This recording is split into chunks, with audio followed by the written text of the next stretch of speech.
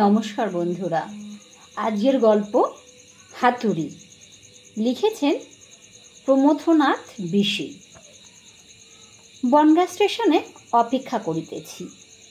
বেলা 5টার ট্রেনে আমার এক বন্ধু আসিবে, তাহারই জন্য এই প্রতীক্ষা।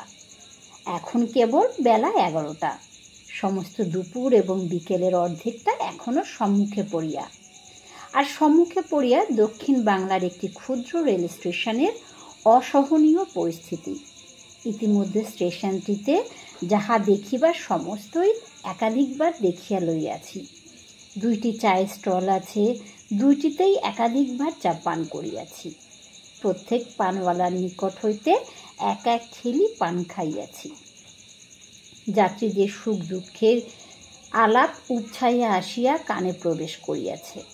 তাহাতে বুঝিয়াছি তেল, চিনি, গুড়, চাউল, আটা সমস্তই দুষ্প্রাপ্য।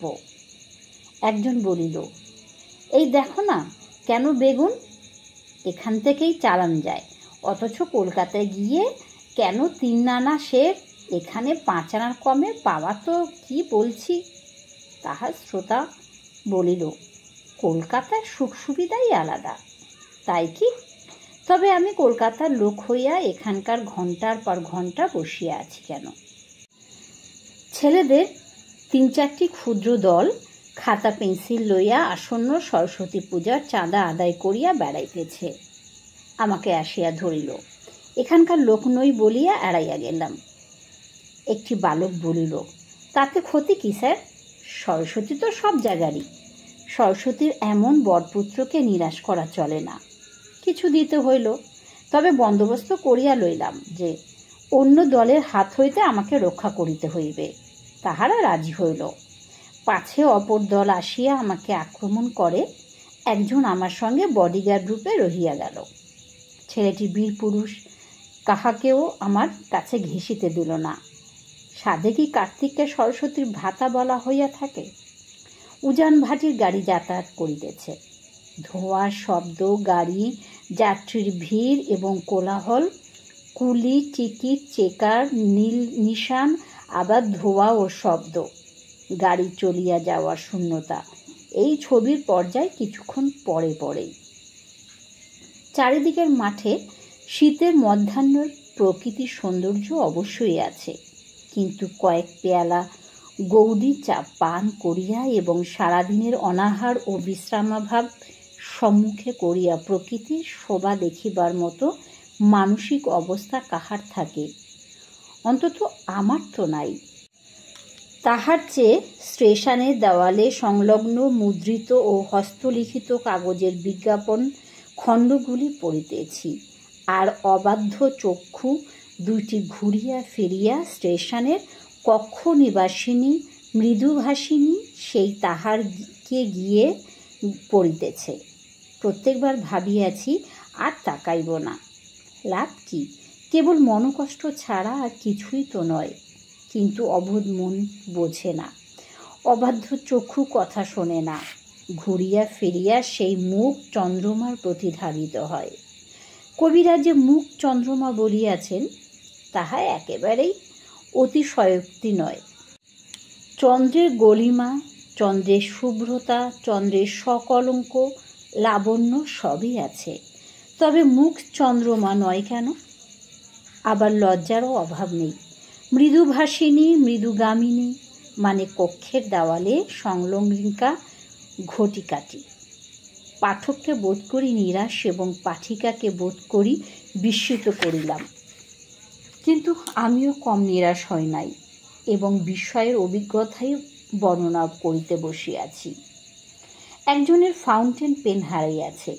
কেহ সেই কলম পাইয়া থাকিলে ফিরাইয়া দেবার জন্য অনুরোধ জানাইয়া মালিক নিজের নাম ও ঠিকানা বিজ্ঞাপিত করিয়াছে। লোকটা এখনো যুদ্ধ পর্ব জগতে বাস করিতেছে।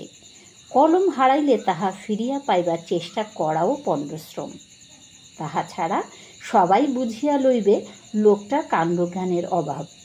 বেচারা নিজের হাতে নিজের বুদ্ধিশুদ্ধির অভাব সর্বসমক্ষে প্রকাশ করিয়াছে। অতঃপর তাহার ঘর বাড়ি জমি জমা বেহাত হইলে বিস্মিত হইব না। এটা আবার কি?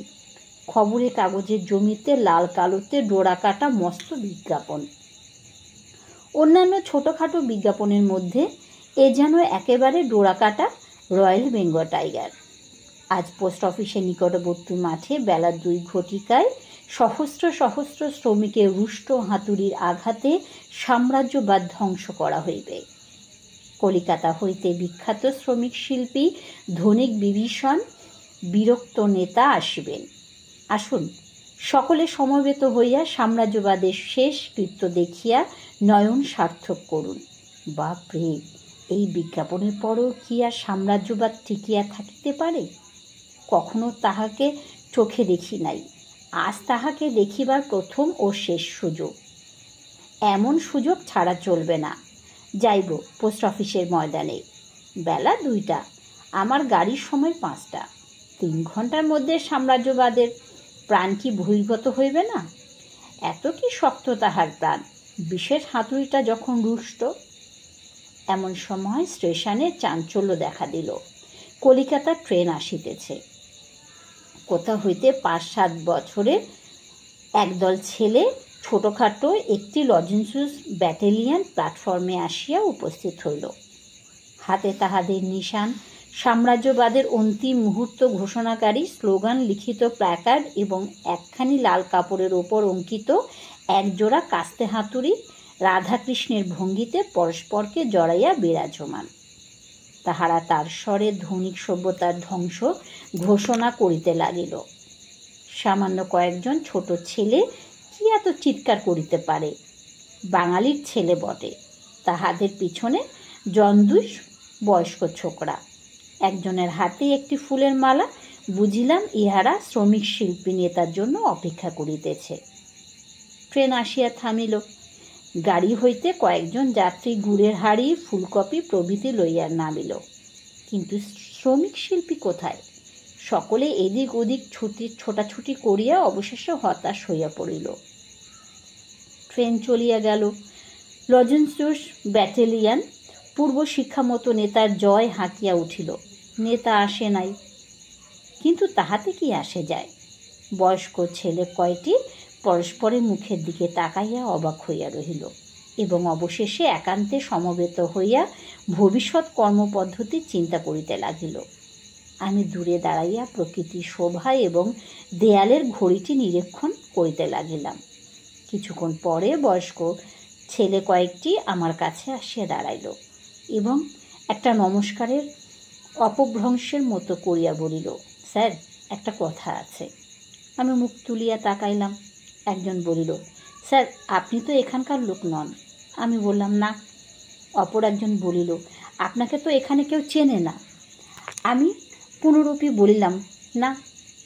তখন সাহস পাইয়া পূর্বোক্ত বক্তা বলিল, স্যার, আমাদের ঠেকা কাজটা চালিয়ে দেন। কি কাজ?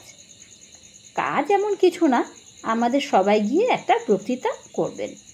আমি বললাম, কিন্তু সাম্রাজ্যবাদ কিভাবে ধ্বংস করতে হয় তা তো আমার জানা নেই। তখন তাহারা সমস্বরে বলিল, কারই বা জানা আছে?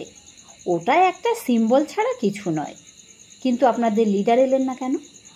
একজন সলজ্জে বলিল, আসবেন প্রতিশ্রুতি দিয়ে আসলে আর লিডার হবেন কেন? তিনি বোধহয় অন্য কোনো সবাই গিয়েছেন, কিংবা খুব সম্ভবত কোথাও পিকনিক করতে গিয়ে থাকবেন। আমি বললাম, আমি তো লিডার নই। সপ্রতিভভাবে একজন বলিল, সেজন্যই তো আপনার কাছে এসেছি। লিডার হলে কি আপনাকে এত সহজে পেতাম? কিন্তু পুলিশ টুলিশ? সকলেই সমস্বরে বলিল, আগে না, সাম্রাজ্যবাদ ধ্বংসের অনুমতি আগে থেকেই নিয়েছি। অপর একটি ছেলে চোখে কৌতুক কণিকা বর্ষণ করিয়া বলিল, জানেন তো স্যার, দিস ইজ পলিটিক্স।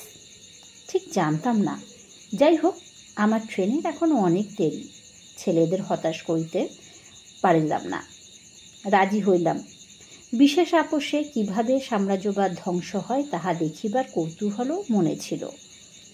আমি রাজি হইবা মাত্র সে গাঁদা ফুলের মালাটি একজন আমার গলায় পরাইয়া দিল। লজেন্সুস ব্যাটালিয়ন স্লোগান হাঁকিয়া উঠিল। এইভাবে অপ্রত্যাশিতভাবে নেতৃত্বের পথে প্রথম পদবিক্ষেপ করিলাম।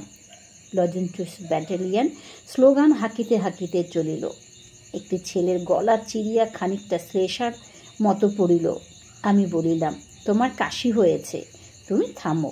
অপর একটি ছেলে বলিল, ও কাশি নয় স্যার, ও এখন দুধ খেয়ে এসেছে, তাই উঠল। দুধই বটে, তবে তাহার বয়স বিবেচনা করলে মাতৃদুগ্ধ হওয়াও বিচিত্র নয়। আমি লিডার নই, কিন্তু তাহাদের অনেকবার দূর হইতে দেখিয়াছি। সেইভাবে সেই চালে চলিতে চেষ্টা করতে লাগিলাম। কিছুক্ষণের মধ্যে বিজ্ঞাপন ঘোষিত সেই পোস্ট অফিসের মাঠে আসিয়া পৌঁছালাম। এই সেই জন্মস্থান, এই সেই নতুন পানিপথের মাঠ। সেখানে সাম্রাজ্যবাদ ধসিয়া পড়িবে, কিন্তু সাম্রাজ্যবাদ ধ্বংসের উপকরণের অল্পতা দেখিয়া মনটা বড়ই দমিয়া গেল। খান কতক টুল ও চেয়ার, গোটা 2 নিশান, আর 25-30 জন মিশ্র বয়সের ও অমিশ্র শ্রেণীর লোক। কিন্তু তাহাতে কি আসে যায়? হৃদয়ে আশা অপরিমিত থাকিলে উপকরণের অল্পতা চোখে পড়ে না। গ্যালিলিও মাত্র 2 খণ্ড চশমার কাছের সাহায্যে নতুন জ্যোতিষ্ক জগৎ আবিষ্কার করিয়াছিলেন। আমি একখানা চেয়ারে উপবিষ্ট হইলে একটি বয়স্ক ছেলে আরম্ভ করিল, কমরেডগণ, বাকি অংশের উল্লেখ নিষ্প্রয়োজন। বক্তৃতা করিতে করিতে হঠাৎ সে স্বর নিচু করিয়া আমাকে জিজ্ঞাসা করিল, স্যার, আপনার নামটা বলিলাম। তখনই আবার সে আরম্ভ করিল, বিখ্যাত শ্রমিক শিল্পী, প্রখ্যাত নেতা আজ এসেছেন। ইনি প্রায় 27 বছর ধরে সাম্রাজ্যবাদের বিরুদ্ধে লড়াই করে আসছেন। ধনতন্ত্রের হাতে তিনি যে কত অত্যাচার সহ্য করেছেন তা আপনারা সবাই জানেন। তারপরে সে আমার যেসব গুণাবলী বলিয়া গেল, তাহার এতবোধ আমারও অজ্ঞাত ছিল। অতঃপর আমার বক্তৃতার পালা। কিছুক্ষণ আগেও জানিতাম না সাম্রাজ্যবাদ কেমনভাবে ধ্বংস করিতে হয়, কিন্তু এখন দেখিলাম এমন সহজ কাজ আর নাই। সবেগে বক্তৃতা করিয়া চলিলাম। সেখানে গভর্নমেন্ট ও পুলিশের দৌরাত্ম্যের বিরুদ্ধে জ্বালাময়ী বক্তৃতা দিলাম। দেখিলাম ঠিক সেখানেই জনতার কতজন মিলিত হইলে হয়, মধ্যে উপস্থিত একজন পুলিশ হাতে তালি দিয়া উঠিল। সাহস বাড়িয়া গেল। তাহাকে লক্ষ্য করিয়া বহু প্রকার কটুকাটব্য করিলাম। লোকটা ভালো করিয়া হাতে তালি দিবার উদ্দেশ্যে হাতের খৈনি মুখে ফেলিয়া দিয়া 2 হাত খোলসা করিয়া লইল। আমার উৎসাহ আরও বাড়িয়ে গেল। এমন সময় একটি বয়স্ক ছেলে আমার কানের কাছে সবাই বলিল, স্যার, ও কথাগুলো স্যাংশন হয়নি এখনো। ওসব নাই বললেন। ইস, এখনই থামিব? সাম্রাজ্যবাদ কেবল অর্ধনগ্ন হইয়াছে, আর ঘা ধুয়ে দিলেই হয়। কিন্তু উদ্যোক্তাদের নির্বন্ধিত সহ্যে সাম্রাজ্যবাদের সৌধকে পিসা লিলিং টাওয়ারের মতো শূন্যে কাত করিয়া রাখিয়া বসিতে বাধ্য হইলাম। লজেন্সুস ব্যাটালিয়ান সাম্রাজ্যবাদের ধ্বংস ও আমার জয় হাঁকিয়া উঠিল। সভা ভাঙিল। আমি বিদায় লইয়া স্টেশনে আসিলাম। প্রত্যাশিত ট্রেনে চড়িয়া কলকাতা ফিরিলাম। আমার বক্তৃতার পূর্ণ রিপোর্ট দেওয়া বাহুল্য, কারণ পত্রান্তরের ঔদার্যে তাহা মোটা অক্ষরে হেডলাইন এখনও সর্বজন বিদিত। এখন আমি একজন 16 কলার বিকশিত লিডার। বাম হাত তির্যকভাবে কোমরে রাখিয়া রক্ত শোষণকারী ধনিক সম্প্রদায় অদৃশ্য নাসিকার অভিমুখে দক্ষিণ হস্তের উদ্যত মুষ্টি আমার ছবি কে না দেখিয়াছে। দূর ও নিকট বহু স্থান হইতে বক্তৃতা করিবার নিমন্ত্রণ আমার আসে। কোথাও যাইতে অস্বীকার করিলে পরিচিতেরা অনুযোগ করিয়া বলে, কোন বনগা সবাই যেতে পারো আর এখানে পারো না? এখানে যে শ্রমিকের রক্তে হোলি খেলা চলছে, যাইতেই হয়, কারণ হোলি খেলার অলঙ্কারটা আমার কারখানাতেই প্রস্তুত। একদিন গভীর রাত্রে নিদ্রা ভাঙিয়া গিয়া ভাবি, এই স্বরচিত ফাঁদ হইতে কি উপায় মুক্তি পাইব? হায়, কি কুক্ষণে বনগায় গিয়েছিলাম, কিন্তু উপায় নাই। কর্মজাল হইতে এত সহজে নিষ্কৃতি কোথায়? মুড়ি ও নারিকেল খাইবার উপদেশ দেবার ফলে আচার্য প্রফুল্লচন্দ্রর আর যেমন প্রকাশ্যে সন্দেশ খাইবার উপায় ছিল না, আমারও অনেকটা তেমনি ঘটিয়াছে। এমন সময়ে নোয়াখালী ঘটিল। ভাবিলাম বুঝি সেখানে যাইতে হয়, কিন্তু দেখিলাম ভয় অকারণ। আগে ঝামেলা কাটিয়া যাক, ব্যাপারটা যে সংখ্যালঘিষ্ঠের ষড়যন্ত্র ছাড়া আর কিছুই নয়। সংখ্যাগরিষ্ঠকে অপদস্থ ও বিব্রত করিবার জন্যই তারা নিজেদের ঘরবাড়ি পুড়াইয়া এই কাণ্ড করিয়াছে। এমন সময় একটা থিওরি খাড়া করিতে পারিলে আবার আমি বক্তৃতা আরম্ভ করিব, আবার আমার ছবি প্রকাশিত হইবে, আবার হাতে তালি পাইব। তবে প্রভেদের মধ্যে এই যে এবার আর সামান্য পুলিশ নয়, অনেক উচ্চ হইতে হাতে তালি আসিবে, আমার হাতও শূন্য থাকিবে না। নমস্কার।